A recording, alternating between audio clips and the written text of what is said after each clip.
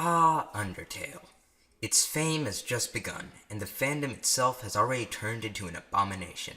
From OCs to outrageous ships, it is already beginning to crumble. But let me tell you a story. You see, I used to really like Five Nights at Freddy's. And through my adventures on the internet, I got so much crap for liking Fnaf, for simply liking a game. I got angry for seeing all those over-sexualized posts and the constant hate of the game and the fandom, simply because it was popular. But now that it is all done and Undertale is the next big thing, which I am still a fan of Undertale, by the way, but not as much as Fnaf. As I was saying, but now that Undertale is at the peak of its fame, I get to sit back, relax, enjoy the show, and watch it all burn. And so behold, the very best of the worst. Ah, just beautiful, just utterly effortless. Now, good Undertale art, heavy quotations around good. Do not think I am hindering you. Actually, I am quite curious as to what you will make in the future. I look forward to your oh so terrible art. I just felt that you needed a shout out to get you along, to see what great masterpieces you can spawn from the depths of your mind. I am truly curious, and I look forward to it. Just think of all the wonderful things that Undertale has brought us. I mean, where else would you find disturbing MILF goat pictures? Where else would you find big, juicy pies? And where else would you find sexualized Aqua Woman and whatever the hell this is in the corner? But let's take a break from Undertale, because let's face it, you all know I made this video for clickbait, and I intend on moving on to even stranger things. First, we have this. This is a new kind of sexualized strangeness. For me, never before would I predict anything like this. A dinosaur being sexualized. Isn't the human mind just so wonderful at the things it can bring us? Now, this is just me, but whenever I look at this, I get some sort of gross, creepy pasta vibe. I mean, it's well drawn for whatever the idea is supposed to be, I suppose. Oh, it's quality content when James Dark Blue Wolf comments on it. Whenever I see this, I just imagine Chris Pratt staring from afar, going, Yep, so we have some sort of dinosaur waiter wearing clothing and carrying food that won't be invented for millions of years. Welcome to Deviantart. So back to Undertale. So, for this one, yeah, it's fine. I just felt like it needed some, comments.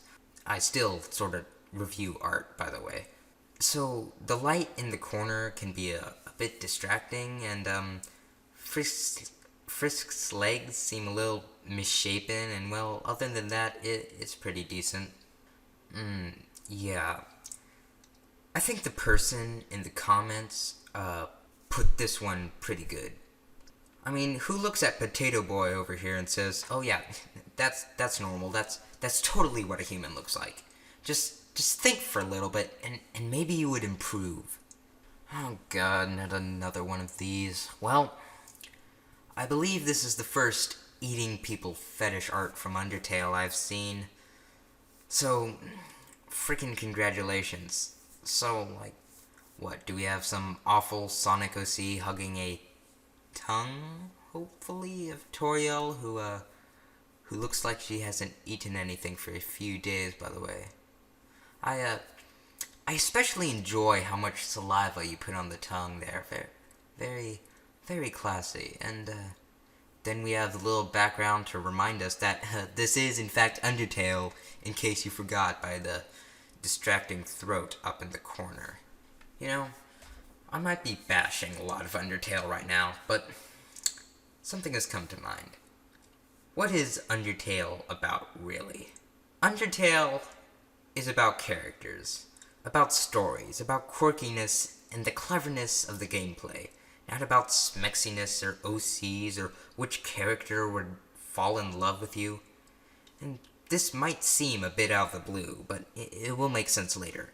So what is Fnaf about? It's about horror, about being scary, about lore. It was an innovation in gaming, showing us a new kind of gameplay and a new kind of way to scare. Now, people may tell you that all it is jump scares. Well, it's not. People who knew the game will know it really had an atmosphere to it that was fairly effective. But where am I getting to with all this? Well, I believe that Fnaf and Undertale sort of fall under the same category. They're fandoms. Remember when the Fnaf fandom was constantly hated upon, how all we could hear about was shocking drawings and things people said about it? Remember when people complained about it being overrated and that the rabid fan base ruined the game for them? How much of that is true now for Undertale? How much do people complain about the fan base ruining the game and how it is overexposed? You see, since Fnaf has just recently passed its peak of fame, the fandom has already showed signs of settling down. I don't hear much about the fanbase and the drawings anymore because overall they have stopped. And I think any major piece of media goes through this. Through this cycle where a fandom will become more disastrous at the peak of fame, eventually settle down and become more moderate. And now, the Undertale fandom is going through the same thing.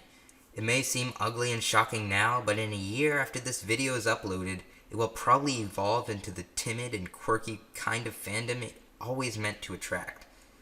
Because no matter how bad something gets, the original idea will always remain the same. So my advice? I think we should all make hilarity of the bad things.